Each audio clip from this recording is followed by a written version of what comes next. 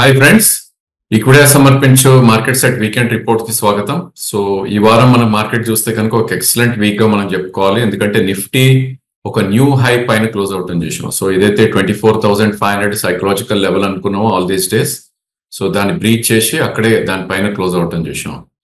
So maybe ఇది ఒక clear బ్రేక్అవుటా లేకపోతే రానున్న వారాల్లో ఇంకొద్దిగా కన్సాలిడేషన్ అయ్యే ఛాన్స్ ఉందా అనేది మనకి నెక్స్ట్ వీక్ బడ్జెట్ వీక్ కూడా మనకు తెలిసే ఛాన్సెస్ ఎక్కువ ఉంటుంది.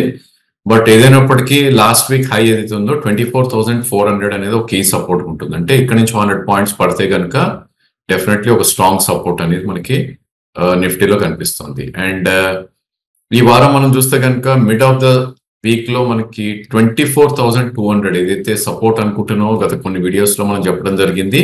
ఆ సపోర్ట్ పాయింట్ దగ్గరకు వచ్చి ఫోమో ఎవరైతే ఉన్నారో, అంటే ఫియర్ ఆఫ్ మిస్సింగ్ అవుట్ ఎవరైతే ఫీల్ అవుతున్నారో for the last couple of weeks, వాళ్ళకి ఛాన్స్ ఇచ్చిందని చెప్పొచ్చు. సో ఎంట్రీ తీసుకున్న వాళ్ళు దేవడనే గుడ్ జాబ్ అనొచ్చు. ఎందుకంటే సపోర్ట్ పాయింట్ దగ్గరకు వచ్చినప్పుడు ఎప్పుడు కూడా స్టాప్ లాస్ నియర్ బై ఉంటుంది కాబట్టి రిస్క్ తక్కువ, రివార్డ్ ఎక్కువ ఉంటుంది. కాబట్టి ఒకవేళ 24,200 లో ఎవరైనా కొని ఉంటే కనుక ప్రాబ్లీ ఈ రోజు ఆల్రెడీ 300 పాయింట్స్ పైన గెయిన్ లో ఉన్నారు. సో నా ఉద్దేశంలో నిఫ్టీ నెక్స్ట్ వీక్ కూడా కన్సాలిడేషన్ ఆర్ హైయర్ రేంజ్ కి షిఫ్ట్ అయ్యే ఛాన్సెస్ ఉంటుంది.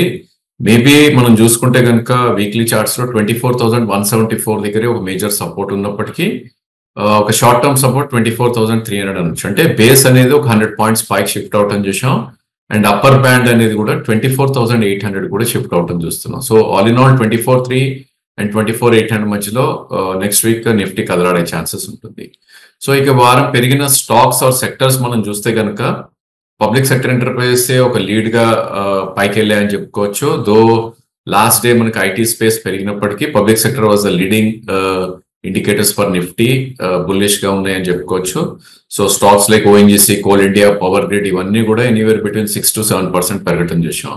And next comes IT space, Wipro, TCS, Infy, tech Mahindra అన్ని కూడా ఒక మంచి అప్మూవ్ రావటం చేసాం. Thanks to TCS results better than expected results ఇచ్చింది కాబట్టి లాస్ట్ డే లో బయింగ్ రావడం తోటి ఐటీ సెకండ్ పొజిషన్ లోకి రావటం చూసాం. అదర్వైజ్ ఎఫ్ఎంసీజీ, ఫార్మా కూడా దేవడం extremely good. So ITC, Britannia, Nestle and stocks, ఫార్మాలో ఒక దివీస్ పక్కన పెడితే doctor Reddy, Cipla and other stocks కొద్దిగా పెరగటం చూసాం. అండ్ ఆటో కూడా మిక్స్ గా ట్రేడ్ అయ్యాయి ఈ రోజు, except for M&M, Maruti, Eicher motor, ఈ రెండు కూడా మంచిగా పెరగటం చూసాం. సో బిగ్గెస్ట్ లూజర్ ఏది అంటే కనుక M&M అని చెప్పొచ్చు ఈ వారం. ఎందుకంటే వాళ్ళ న్యూస్ రావటం జరిగింది ఒకటి, XUV 700 వెహికల్ ఏదైతే ఉందో దాన్ని 19.7 lakhs కి ఆఫర్ చేస్తున్నామని, అంటే ఒక 1.5-2 lakhs తగ్గించారు అని. సో ఇన్వెంటరీ కూడా ఎక్కువ ఉంది, ఈ స్కీమ్ ఇస్తున్నాం అని ఒక వార్త రావడంతో దాని ఈ వారం 6.5 to 7% పడుతుంది చూసాం. దాని స్పిల్ ఓవర్ ఎఫెక్ట్ కొద్దిగా బజాజ్ ఆటో వాటిల్లో కూడా కొద్దిగా వీక్గా ట్రేడ్ అవటం చూస్తున్నాం. ఇన్ఫాక్ట్ హీరో మోటార్స్ కూడా వీక్గా ట్రేడ్ అయింది. ఇక అదర్ నేమ్స్ లో మెటల్స్ లో మనకి all the stocks were weak, JSW steel, Tata steel and Hindalco. And Adanis కొద్దిగా వీక్గా ట్రేడ్ అవటం చూసాం. అండ్ బ్యాంకింగ్ స్పేస్ లో అఫ్ కోర్స్ 1-2 స్టాక్స్ పాజిటివ్ లో ఉన్నా కూడా most of the stocks have traded negative అని చెప్పొచ్చు. సో ఫినాన్షియల్ దాంట్లో శ్రీరామ్ ఫైనాన్స్ ఒక నెగిటివ్ గా ట్రేడ్ అవటం చూసాం. Bajaj twins, HDFC bank, ICICI, SBI ఇవన్నీ కూడా ఒక వీక్నెస్ అనేది నిఫ్టీలో ఎక్స్పెక్ట్ చేసింది. ఇక బ్యాంక్ నిఫ్టీ మనం చూస్తే కనుక నోవేర్ కంపేర్ టు నిఫ్టీ. ఎందుకంటే బ్యాంక్ నిఫ్టీలో లాస్ట్ వీక్ ఒక రివర్సల్ బార్ రావటం చూసాం, ఇన్వర్టెడ్ హ్యామర్ మనం డిస్కస్ చేయడం కూడా జరిగింది. ఈ వారం అగైన్ కంటిన్యూషన్ ప్యాటర్న్ రావటం చూసాం. వేరాజ్ నిఫ్టీలో మనకి ఒక బిగ్ గ్రీన్ బార్ వస్తే కనుక బ్యాంక్ నిఫ్టీలో ఒక రెడ్ బార్ రావటం చూసాం. రెడ్ బార్ అంటే ఏంటంటే కనుక ఓపెన్ కన్నా క్లోజ్ తక్కువ ఉన్నప్పుడు రెడ్ బార్ అని చెప్తాం మనం. సో 52,533 దగ్గర ఓపెన్ అయిన నిఫ్టీ 53,794 దాకా పైకి వెళ్ళటం చూసాం. అండ్ లో 51,749 దాకా రావటం చూసాం. అంటే close to about 1000 points volatility అనేది ఈ వారం ఎగ్జిబిట్ చేసింది.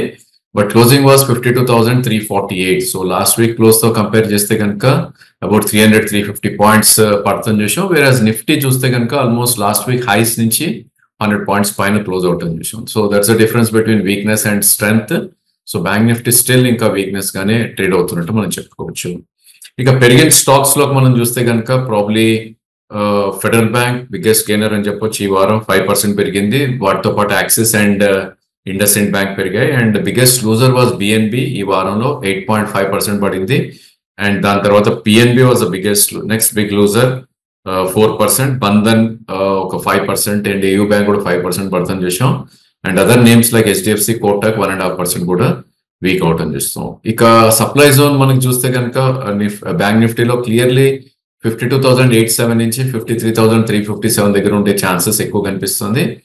ఇంకా డిమాండ్ జోన్ చూస్తే కనుక 51,921 ఏదైతే 20-day మూవింగ్ యావరేజ్ ఉందో అండ్ ఈ వారం లో ఏదైతే ఉందో 51,750 ఇది డిమాండ్ జోన్ గా పరిగణిస్తాం. సో ఆల్ ఇన్ ఆల్ ఎప్పుడైతే మనకి bank Nifty near to the support వచ్చి స్టాప్ లాస్ 200 పాయింట్స్ ఉంటుందో డెఫినెట్లీ కొనే ప్రయత్నం చేయాలి. ఎందుకంటే ఈ వారం కూడా మనం చూసాం లోస్ నుంచి చూసుకుంటే కనుక హైకి వరకు అంటే ఫ్రైడే రోజు వెళ్ళిన హైస్ చూస్తే కనుక ఆల్మోస్ట్ 1000 పాయింట్స్ కూడా పెరగటం చూసాం.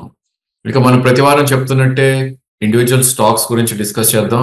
3 స్టాక్స్ ని తీసుకోవడం జరిగింది. మన వీడియోస్ చూసి ఎవరైతే క్వైరీస్ పెడతారో ఆ స్టాక్స్ ని అనలైజ్ చేయడం జరిగింది.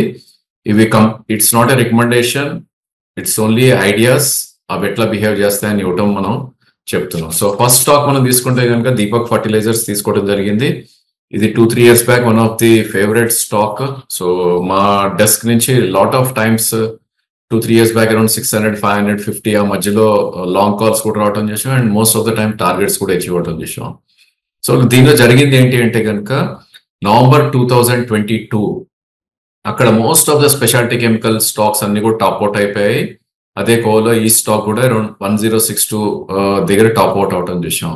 అండ్ దాని తర్వాత కరెక్షన్ లో ఈ స్టాక్ ఒక బేస్ అనేది 510 దగ్గర ఫామ్ అయిన బేస్ కొన్ని మంత్స్ కన్సాలిడేట్ అయ్యి అగైన్ మార్చ్ లో ఒక లో బాటమ్ అనేది ఫామ్ అవటం చూసాం విచ్ ఇస్ 450. బట్ అనూహ్యంగా probably last 3 months or 4 months గా మనం చార్ట్ చూస్తే కనుక మార్చ్ లో 450 రూపీస్ ఫామ్ అయిన స్టాక్ విత్ ఇన్ 4 months 770 దాకా రావటం చూసాం. సో ఇంత బిగ్ మూవ్ వచ్చినప్పుడు అరౌండ్ 282 పాయింట్స్ మనకి అప్ మూవ్ రావటం చూసాం కాబట్టి సో డెఫినెట్లీ ఒక అప్ ట్రెండ్ లోకి రావటం చూసాం. అండ్ సెకండ్ థింగ్ ఏంటంటే ఈ స్టాక్ లో జనవరి 2023 హై అంటే నవంబర్ లో టాప్ అవుట్ అయింది. అగైన్ జనవరిలో హై ఏదైతే ఫామ్ అయిందో విచ్ ఇస్ 722 అది డిసైసివ్లీ బ్రేక్అవుట్ అవటం చూసాం అప్ సైడ్. సో 722 పైన బ్రేక్అవుట్ అయ్యి again it came to 780. But definitely దీనిలో స్ట్రెంత్ అనేది ఇంకా ఎగ్జిబిట్ చేస్తుంది as per charts. Only thing ఏంటంటే ఇక్కడ అగ్రెసివ్ కొనాల్సిన అవసరం అయితే కనపట్లేదు బికాస్ ఎప్పుడు కూడా మనం చూడాల్సింది స్టాక్ ఎక్కడి నుంచి మూవ్ అయింది అండ్ ఎంత రీట్రేస్ అవుతాయి అని. సో జనరల్ ఏమవుతుందంటే స్ట్రాంగ్ ఆర్ స్ట్రెంత్ ఉన్న స్టాక్స్ అబౌట్ 33% రిట్రేస్ అవుతుంది. దీని మూవ్ మనం చూస్తే కనుక 503 నుంచే తీసుకుందాం. లాస్ట్ 2 months డేటా తీసుకుంటే 503 నుంచి 796 విత్ ఇన్ 1.5 month పెరగటం చేసాం కాబట్టి అబౌట్ 282 రూపీస్ అప్ మూవ్ రావటం చేసాం వెరీ షార్ట్ స్పాన్ లో. సో దీన్ని 33% రిట్రేస్మెంట్ తీసుకుంటే కనుక ప్రాబ్లీ 93 రూపీస్ డిప్ వచ్చే ఛాన్సెస్ ఉంటుంది which is 692. So 770 current market price ఉంది. అఫ్ కోర్స్ 710 అనేది 20-day మూవింగ్ యావరేజ్ ఉంది. సో 692 కూడా మనకి 33% రిట్రేస్మెంట్ మ్యాచ్ అవుతుంది కాబట్టి ఈ స్టాక్ ని డిప్స్ లో కొనే ప్రయత్నం చేయాలి డెఫినెట్ గా. ఎందుకంటే దీనికి అప్సైడ్ పొటెన్షియల్ ఇంకా there is very vast actually. Of course 861 దగ్గర ఒక ఇమీడియట్ రెసిస్టెన్స్ ఉన్నప్పటికీ which is December 2022 high and again November 2022 high చూస్తే కనుక 971 అంటే ఇక్కడ నుంచి కూడా ఒక 200 పాయింట్స్ అప్ మూవ్ వెళ్ళే ఛాన్సెస్ ఉంటుంది.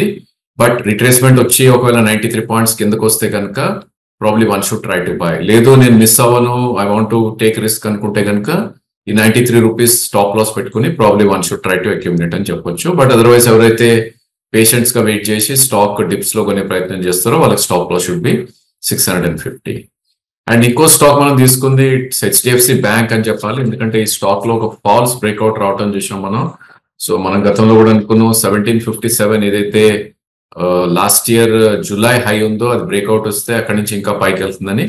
బట్ ఈ స్టాక్ చేసింది ఏంటి అంటే కనుక లాస్ట్ 1.5 month లో 200-day మూవింగ్ యావరేజ్ ఎప్పుడైతే బ్రేక్అవుట్ వచ్చిందో ఆల్మోస్ట్ అరౌండ్ 1460, 1480 నుంచి with in a short span of maybe 2 weeks అని చెప్పొచ్చు 1794 దాకా రావడం చూసాం. అక్కడ చాలా మంది బ్రేక్అవుట్ చార్ట్ ఇక్కడ నుంచి 1900 అవుతుంది అనుకున్నాం. బట్ క్లోజింగ్ బేసిస్ మనం చూస్తే కనుక 1 డేనే క్లోజ్ అయింది అబౌవ్ 1757 ఏదైతే ప్రీవియస్ ఆల్ టైమ్ హై ఉందో. అండ్ నెక్స్ట్ డే నుంచి కొద్దిగా వీక్నెస్ అనేది ఎగ్జిబిట్ చేయడం చూసాం అండ్ అంతే ఫాస్ట్ గా కిందకు వచ్చేయటం చూసాం. సో స్టాక్ 1794 నుంచి 1611 విత్ ఇన్ 4 sessions లోనే కిందకి రావటం చూసాం. బట్ 1480 నుంచి 1794 వెళ్ళటానికి ఆల్మోస్ట్ స్టాక్ అబౌట్ 18 sessions పట్టింది. సో ఇలాంటి రిట్రేస్మెంట్ వచ్చినప్పుడు మళ్ళా ఫర్దర్ గా అప్ మూవ్ వస్తుందా అనేది దానికి ఒక క్వశ్చన్ మార్క్ వస్తుంది. ఏదైనప్పటికీ అగైన్ ఒక సపోర్ట్ జోన్ కి వచ్చినప్పుడు we should try to definitely by. So 1610 అనేది ఫస్ట్ సపోర్ట్ పాయింట్ ఉంటుంది, అండ్ దాని తర్వాత 1550 ఏదైతే 200-day మూవింగ్ యావరేజ్ ఉందో ఒక క్లియర్ సపోర్ట్ ఉంటుంది. సో ఈ వారం 1602 కూడా లో రావటం చూసాం, but closing was around 1620. Definitely ఈ స్టాక్ ను ఒక ఐలో పెట్టుకొని అరౌండ్ 1550 వరకు అక్యుములేట్ చేయాలి. ఇన్ కేస్ ఇన్వెస్టర్స్ అయితే కనుక. ట్రేడర్స్ అయితే కనుక 1646 పైన క్లోజ్ అవుతే దీనిలో స్ట్రెంత్ వస్తుంది, అప్పుడు it can easily go to 1724. So వీటిని అప్ సైడ్ వెళ్ళి చూస్తే కనుక నెక్స్ట్ రెసిస్టెన్స్ పాయింట్స్ ఎక్కడ ఉన్నాయంటే కనుక there was a serious gaps. Actually 5th రోజు ఒక గ్యాప్ డౌన్ క్రియేట్ అవటం చూసాం. ఆ గ్యాప్ హై వాజ్ 1685, అండ్ ఆ next before day gap price లో వాజ్ 1724. సో 1724 అండ్ 1685 అనేది ఒక కీ రెసిస్టెన్స్ ఉంటుంది గోయింగ్ ఫార్వర్డ్. అదొకటి we should keep in mind. And probably 1764 and 1759 ఇది ఒక 6 points గ్యాప్ ఉన్నప్పటికీ 3rd జూలై రోజు ఏదైతే గ్యాప్ క్రియేట్ ఉందో అది కూడా ఒక రెసిస్టెన్స్ పాయింట్ గా ఉంటుంది. సో ఆల్ ఇన్ ఆల్ ఒకవేళ 1600 బిలో వచ్చిందంటే కనుక రిస్క్ టు రివార్డ్ ఫేవరబుల్ గా ఉంటుంది, కాబట్టి ఈ స్టాక్ ని వాచ్ లిస్ట్ లో పెట్టి కొనే ప్రయత్నం చేయాలి. అండ్ ఇంకొక స్టాక్ చాలా మంది ఇన్వెస్టర్స్ అడిగింది మెటల్ స్పేస్ లో టాటా స్టీల్ తీసుకోవడం జరిగింది మనం. సో ఈ స్టాక్ మనం చూస్తే కనుక కోర్స్ మెటల్స్ కన్సాలిడేషన్ నుంచి ఉన్నాయి. జేఎస్డబ్ల్యూ స్టీల్ లాంటి స్టాక్స్ న్యూ హైస్ హిట్ అవుతున్నప్పటికీ probably Tata steel there was a big move last couple of months గా చూస్తే కనుక. సో నవంబర్ లో 114 రూపీస్ ఉన్న స్టాక్ నవంబర్ 2023లో విత్ ఇన్ 6 months ప్రాబ్లీ 184 దాకా రావడం చూసాం. ఆల్మోస్ట్ 65-70% పెరిగింది stock. And last month bar మనం వెళ్ళి చూస్తే కనుక మంత్లీ చార్ట్స్ లో it's reversal bar. Election results రోజు మనం పక్కన పెడితే కనుక bar high was 184 and pretty much లో మనం చూస్తే కనుక 169 అనొచ్చు. బట్ ఏదైనప్పటికీ చార్ట్ ఫార్మేషన్ జరిగింది కాబట్టి 148 would act as a very very good support range ఇప్పుడు. బట్ ఈ స్టాక్ అంత హరీలో అయితే పెరిగే ఛాన్సెస్ ఎక్కువ కనిపించలేదు, ఎందుకంటే ఆల్రెడీ 184 అనేది ఒక టాప్ అనేది ఫామ్ అవటం చూసాం. అండ్ మార్కెట్ అట్లీస్ట్ ఒక 1 quarter కన్సల్టేషన్ లో ఉండే ఛాన్స్ ఉంటుంది. అంటే ఈ క్వార్టర్ రిజల్ట్స్ చూడాలి మనం. రిజల్ట్స్ ఒకవేళ బ్రహ్మాండంగా వచ్చిందంటే కనుక 184 దాటినప్పుడు మేబీ 196 అండ్ 210 దాకా వెళ్ళే ఛాన్స్ ఉంది. రిజల్ట్స్ ఏమాత్రం డిసప్పాయింట్ చేసినా కూడా అగైన్ ఇది 150 నుంచి 145 మధ్యలోకి వచ్చే ఛాన్స్ ఉంది. సో కరెంట్లీ 167 ఉంది. ఈ స్టాక్ ని హరీగా కొనాల్సిన అవసరం అయితే కనపట్లేదు. బట్ డెఫినెట్లీ 150 ఆర్ 140 అండ్ 150 మధ్యలో ఒక clear attractive zone and support zone గా ఉంటుంది, కాబట్టి అక్కడ అక్యుములేట్ చేయమని సజెస్ట్ చేస్తుంది. So that's all for this week. Probably I think next week మళ్ళీ అగైన్ ఒక న్యూ సెట్ ఆఫ్ స్టాక్స్ తోటి మనం మళ్ళా వీడియోలో కలుద్దాం. హ్యాపీ వీకెండ్ అందరికీ.